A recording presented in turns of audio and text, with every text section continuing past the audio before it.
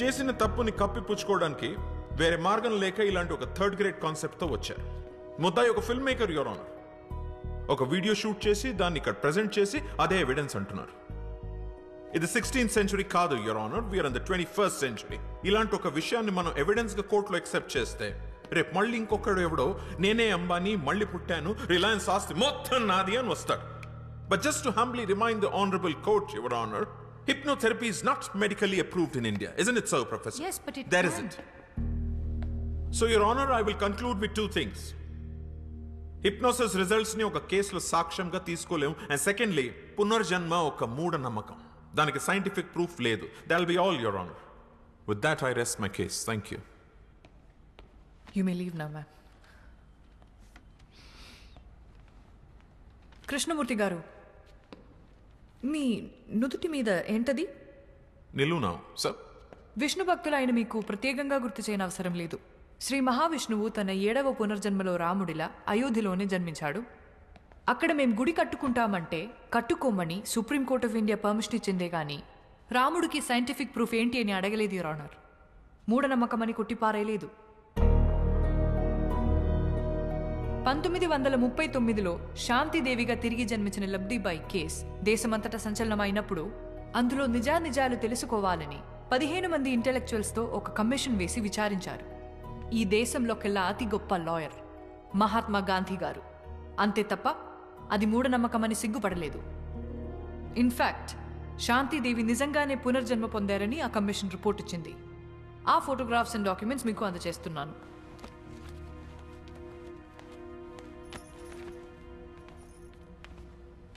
ఈ కేసుకి కూడా సైంటిఫిక్ ప్రూఫ్ లేదు, యువర్ ఆనర్. అలాగే నా క్లయింట్ వాసుదేవ్ కూడా రీఇన్కార్నేషన్ ఆఫ్ శ్యామ్ సింగారాయ్ కాబట్టే తన కథలు తనే తిరిగి రాసుకున్నాడు. There is no copyright violation in this case, your honour. నిజాన్నైతే నిరూపించొచ్చు, కానీ ఇది సత్యం. సాక్ష్యం ఉండదు, యువర్ ఆనర్.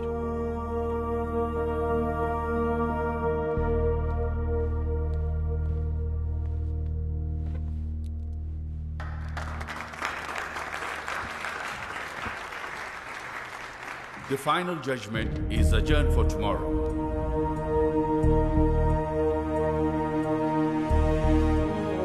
దేశంలో సంచలనం సృష్టిస్తున్న శ్యామ్ సింగరాయ్ తిరిగి జన్మించాడన్న కేసులో ఇవాళే ఆఖరి తీర్పు వెలువడబోతోంది.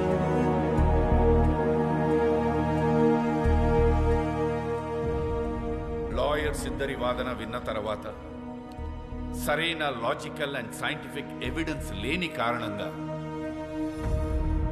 ఈ కేసులో మిస్టర్ సారీ సార్, చిన్న రిక్వెస్ట్. ఎవరైనా ఈయన మిమ్మల్ని కలవాలని రిక్వెస్ట్ చేస్తున్నారు సార్. రమ్మను. ఆఖరి క్షణాన్న పర్సనల్ రిక్వెస్ట్ కింద ఈ కేసులో ఒక కొత్త సాక్ష్యాన్ని కోర్టులో ప్రవేశపెట్టడానికి నేను అనుమతిస్తున్నా.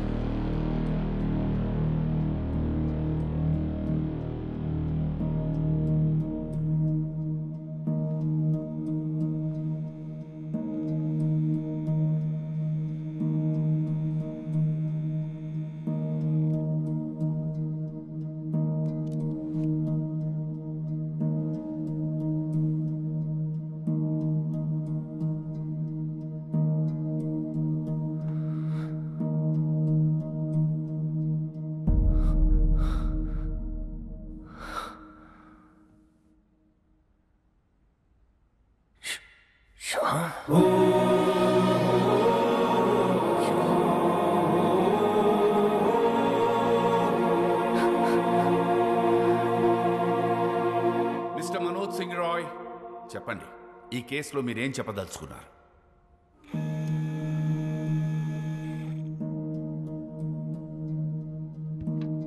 వాసుదేవే శ్యామ్ సింగారాయ్,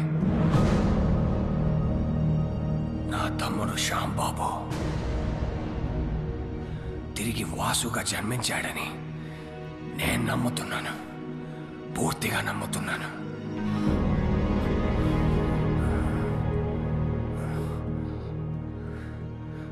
అతనే Shyam Singh Roy.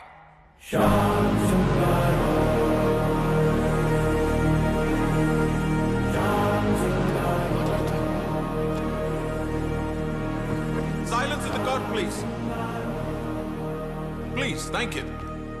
Pardon me, Your Honor. Mr. Roy, వాసుదేవే Shyam Singh Roy అని 45 years బ్యాక్ మీ తమ్ముడు చనిపోయాడే, వాడు ఇప్పుడు మళ్ళీ తిరిగి పుట్టాడని 85 years ఉన్న మీరు చెప్తున్నారు, మీరు నమ్ముతున్నారు. ఫైన్. కానీ ఇదే విషయం నేను, జడ్జ్ గారు, కోర్టు, ఈ పబ్లిక్ వీళ్ళందరూ ఎందుకు నమ్మాలి? Can you give me one good reason why? Vasu Shyam Singh Roy stories copy కొట్టలేదనడానికి మీ దగ్గర ఎవిడెన్స్ ఏదైనా ఉందా? శ్యామ్ సింగ్ రాయ్ వాసుదేవ్గా మళ్ళీ తిరిగి పుట్టాడనడానికి మీ దగ్గర సాలిడ్ ప్రూఫ్ ఏదైనా ఉందా? I'm asking you mister Roy, please tell me. The court wants to know. ఉంది, ప్రూఫ్ ఉంది. నాతోనే అంతమవుతుందనుకున్న నిజాన్ని, సింగారాయ్ కుటుంబపు విషపు కోణాన్ని ఒకరు కోర్టులో బయట పెట్టారని తెలిసిన తర్వాత నా కాళ్ళు చేతులు ఆడలేదు.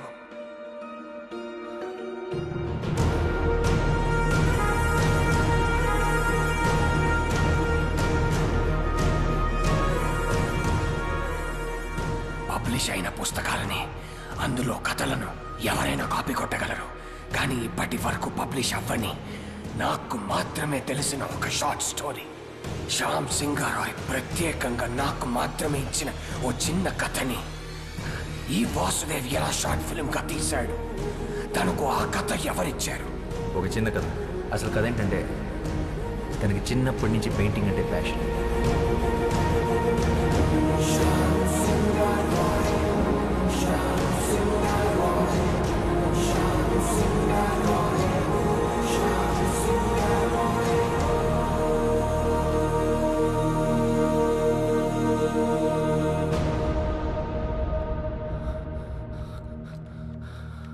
శ్యామ్ తన స్వదస్తురితో నాకు మాత్రమే ఇచ్చిన ఈ కథ.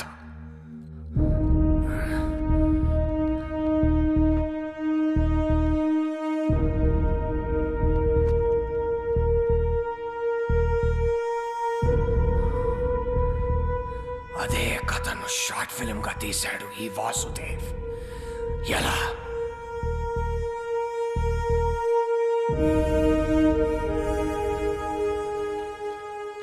As chairman of SR publishers నేను ఈ కేసుని విత్డ్రా చేసుకుంటున్నాను. ఎందుకంటే ఈ 3 కథలే కాదు, ఈ కంపెనీకే తను ఓనర్. పిటిషనర్సే ఈ కేసు విత్డ్రా చేసుకున్నందుకు ఈ కేసు ఇంతటితో క్లోజ్ చేయబడింది.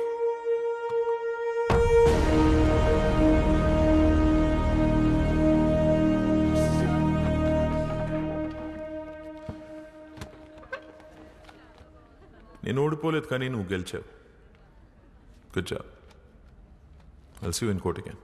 All the best.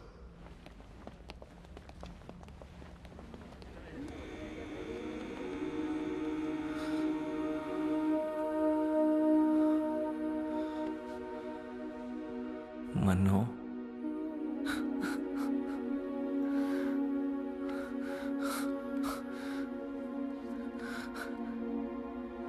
నన్ను క్షమించరా శ్యాంబాబు, నేనే నిన్ను చంపుకున్నాను.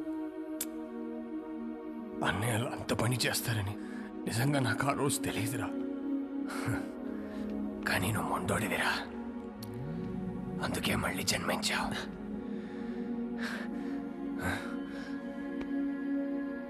నీ కథలే నిన్ను గుర్తుపట్టాయి, నీ కథలే నిన్ను కాపాడుకున్నాయి. ఈ ఆస్తి, ఈ కంపెనీ అంతా నీదేరా, తీసేసుకో. ఏం చేసుకోవాలరా దాంతో? జీవితాంతం తోడుంటానని మాటిచ్చి పెళ్లి చేసుకున్నాను రోజీని. మధ్యలోనే వదిలేసి వెళ్ళిపోయాను. ఆఖరి క్షణం వరకు ఎదురు చూస్తుంటుంది నేను తిరిగి వస్తానని. మళ్ళీ ఎందుకు పుట్టాను కూడా అర్థం కావట్లేదురా.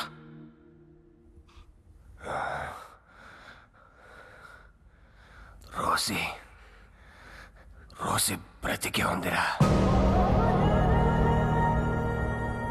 నీకోసం ఎదురు చూస్తూ ఉంది. అంటే ఇప్పుడు రోజు బ్రతికే ఉంది. మా మామయ్య వాళ్ళ ఊర్లో దాచుంచాను. అన్నేళ్ళు చనిపోయాక మాతో పాటు వచ్చేయమని చెప్పాను, కానీ తను రానంతే.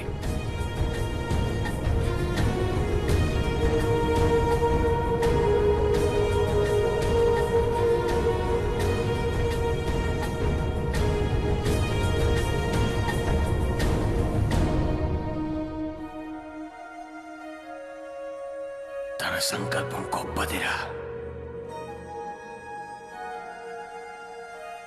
అందుకే నువ్వు మళ్ళీ జన్మించావు. ఇది నీతో చెప్పడానికే నేను ఇంకా బ్రతుకున్నాను అనుకుంటా.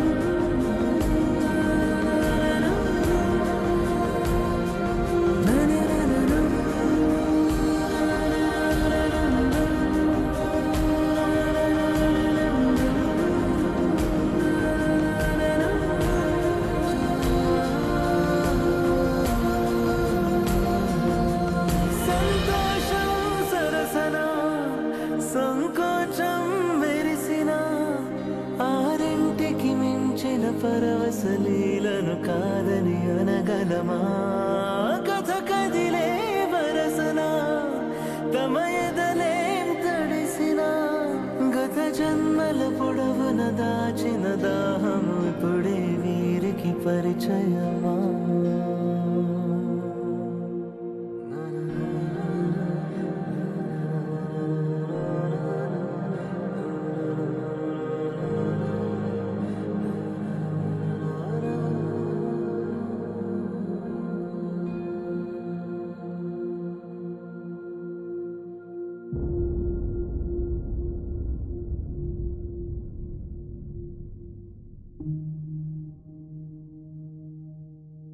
ఇలా ఒక అమావాస్య రోజు నీ ఒడిలో పడుకొని నిన్నే చూస్తూ మా మీద చిరునవ్వుతూ చనిపోవాలనుంది.